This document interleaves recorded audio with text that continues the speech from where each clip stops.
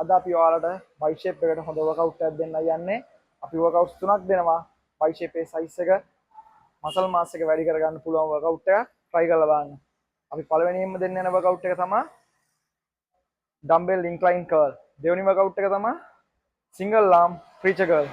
third workout එක තමයි අපි දෙන්න යන ඔයාලට hammer curl dumbbell වලින්. right අපි start කරලා බලමු try කරමු අද යා. අපි මුලින්ම ස්ටාර්ට් කරන්නේ ඉන්ක්ලයින් ඩම්බෙල් කර්ල් එකෙන්. මේක ලොන් හෙඩ් මසල් එකට වර්ක් වෙන්නේ. අපේ ඊළඟ වර්කවුට් එක වෙන්නේ සිංගල් ආම් ඩම්බෙල් ප්‍රීචර් කර්ල් එක. මේ වර්කවුට් එක හොඳට මසල් එකට ටෙන්ෂන් එකක් වගේම හොඳ ඩැමේජ් එකක් වෙන වර්කවුට් එකක්. මේ වර්කවුට් එක ස්ලෝලි ටෙම්පෝ කරන්න ඕනේ. අපේ ලාස්ට් වර්කවුට් එක වෙන්නේ ඩම්බෙල් හැමර් කර්ල් වර්කවුට් එක.